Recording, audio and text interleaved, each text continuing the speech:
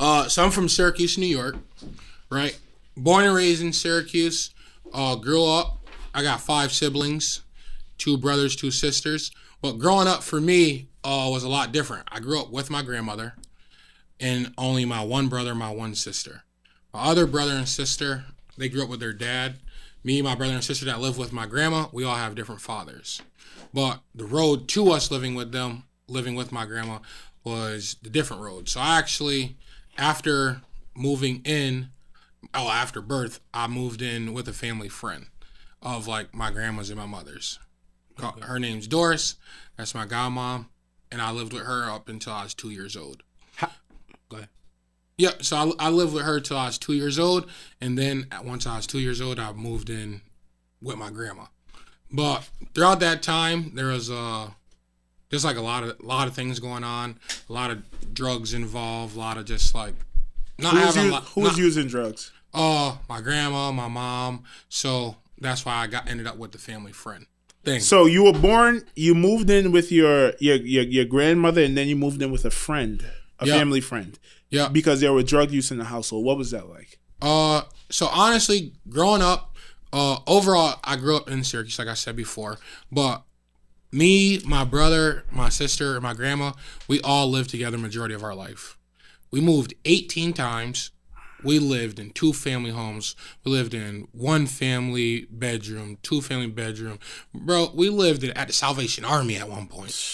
So these are different things that we've overcome. We've lived at family friends' houses all together, right? But these are all things of along the way that me seeing these different changes and being able to change on the fly. Like the biggest thing is one day I'm coming home from school, right? And no, we went on vacation. We came back home. We living in the project buildings. We went on vacation. When we come back, our house is broken into. House is fucked up. We'd flick on the lights. I'm like, oh shit.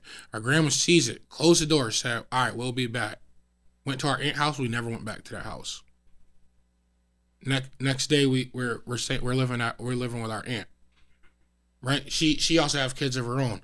Now it's like, all right, now we're moving again. Right? And then we're moving again.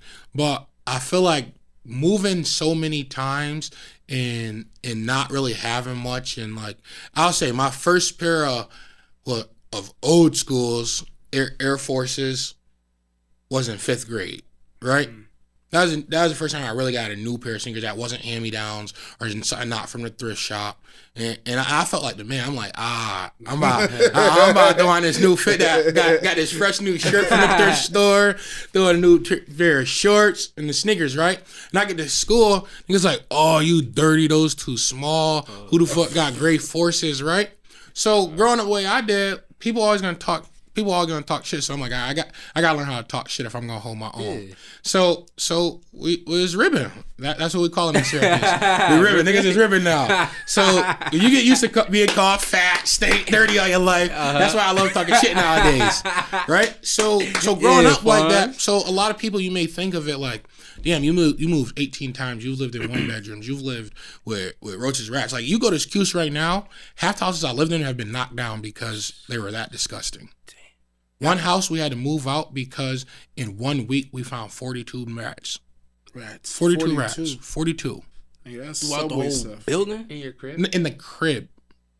Nigga, that's worse than the New York City subway, bro. But like not like big rats. I guess like mice. Yeah. But still, yeah. 42, bro. It's like, so now did you know you was different as a kid though? Like having that type of coming up at that age. Did you know you were different, or did you think like, yo, everyone's life is fucked up? Personally, like from Trinidad, I didn't know. I was from a third world country. Yeah. I thought having to go get a bucket of water in the back to shower was life. Nigga, let's go get some water and shower. Yeah. So at the time I didn't realize like how different it was. Like I knew it was different.